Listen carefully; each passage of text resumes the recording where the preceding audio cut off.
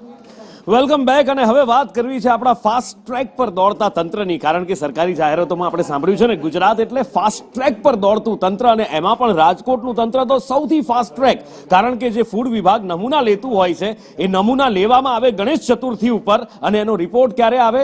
મહાશિવરાત્રી ઉપર એનો રિપોર્ટ આવે। મહાશિવરાત્રી પર આટલું ફાસ્ટ ટ્રેક તંત્ર છે, આખરે આ ચમત્કાર તંત્ર કેવી રીતે કરી લે છે? મયુર પાસેથી જાણીએ। મયુર,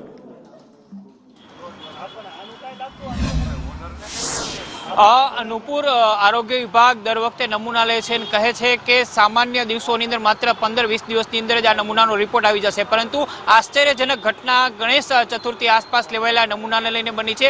રાજકોટના ચુનારાવાડ વિસ્તારની અંદરથી એક ડેરી છે, તેની અંદરથી મોદકના નમૂના લેવાયા હતા।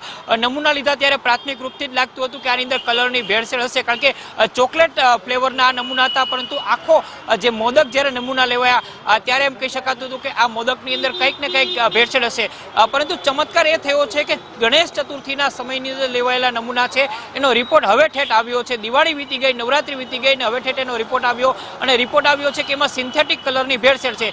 મહાપાલિકાને રાજ્ય સરકારે લાખોની કિંમતનું મશીન આપ્યું છે, તેની અંદર 5 મિનિટની અંદર આ નમૂનાનો રિપોર્ટ આવી જાય છે, પરંતુ કયા કારણથી, કઈ જાદુઈ છડીથી 6 મહિના સુધી આ રિપોર્ટ ના આવ્યો, અને હવે એવો રિપોર્ટ આવ્યો છે કે આ મોદક છે તે ખાવા લાયક નથી। જ્યારે આખા ગામે મોદક ખાઈ લીધા હતા, તમામ લોકોને મોદક પછી પણ ગયા હતા, તેના પૈસા પણ ચૂકવાઈ ગયા હતા, અને હવે રિપોર્ટ આવ્યો છે।